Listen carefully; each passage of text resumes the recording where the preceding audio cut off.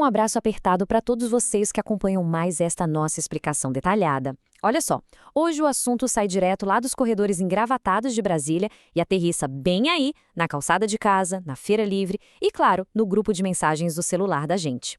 O debate sobre a redução da jornada de trabalho está fervendo, viu? E para guiar a nossa análise de hoje com total imparcialidade e um olhar muito atento à nossa realidade, nós vamos nos apoiar numa reportagem excelente do jornalista Roberto Tomé, publicada no portal Informa Paraíba. O Roberto Tomé, com aquele sotaque nordestino e um faro que entende a alma do trabalhador, traz pra gente todos os lados desse embate político que promete, e muito, mexer com a rotina e com o bolso de quem acorda cedo todo santo dia.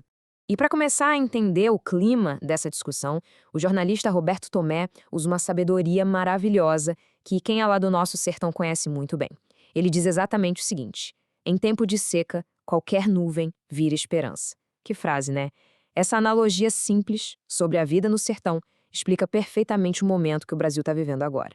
A gente já começa a respirar aqueles ares da eleição de 2026 e quando a política entra nesse modo pré-eleitoral, pessoal, cada projeto de lei, cada discurso lá em Brasília vira uma ferramenta. Para um lado, é a promessa de alívio. Para o outro, é o medo de perder o que já se conquistou com tanto suor. E assim, cada lado tenta puxar a narrativa para si. Seção 3, o debate chega à feira. Vamos ver agora como é que todo esse barulho lá da capital desce para as nossas padarias e afeta a vida de quem está ali no balcão, trabalhando duro. 4. A guerra das fake news. Antes mesmo de pisar na feira, a gente precisa dar uma olhada nas redes sociais. O jornalista Roberto Tomé detalha como o deputado Cabo Gilberto acusa o governo federal de usar a internet para espalhar desinformação e provocar medo no trabalhador. Certo, vamos mergulhar nisso e limpar logo essa poeira para entender a matemática da coisa. Hoje, a regra geral no Brasil, aquela que está lá carimbada na carteira de trabalho da imensa maioria da nossa gente, determina uma jornada de 44 horas semanais. Esse é o nosso limite padrão atual, o ponto de partida de toda essa conversa, ok? E olha a surpresa, de acordo com a cobertura super atenta do jornalista Roberto Tomé, a proposta da oposição, que já tem assinatura de 176 deputados, foca no número 40.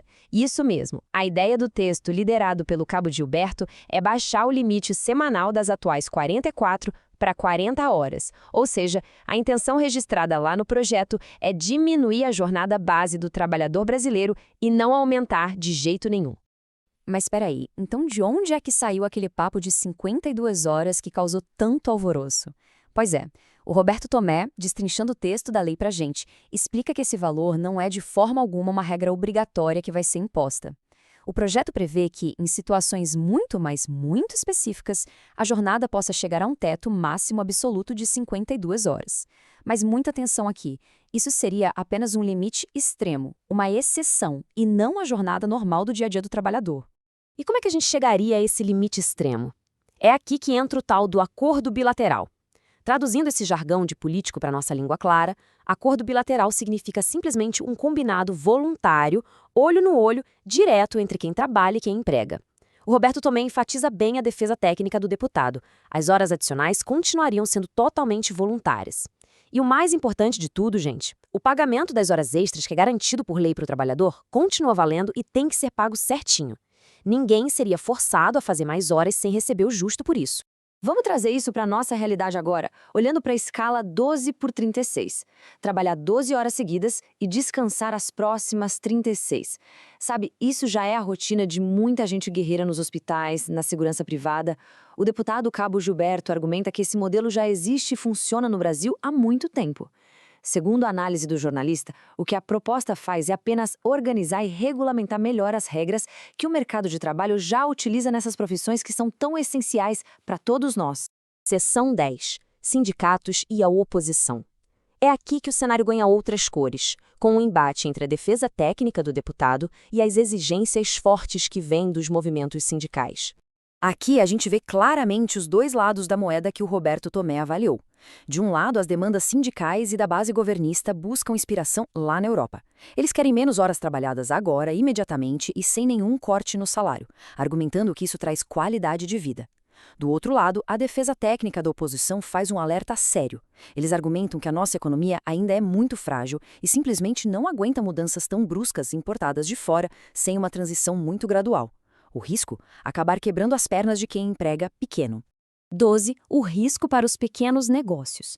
Como que essa briga lá de cima bate na porta do comércio do nosso bairro? É isso que a gente vai ver.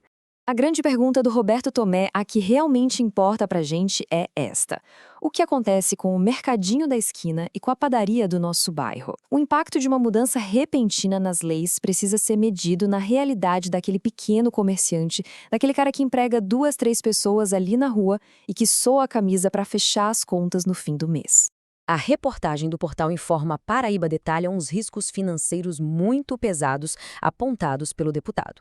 Pensa bem. Sem uma transição, os custos altos e repentinos podem levar ao fechamento imediato desses pequenos negócios.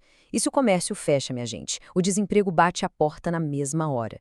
Isso empurraria muitos pais e mães de família direto para o trabalho informal, sem garantia nenhuma no fim do mês.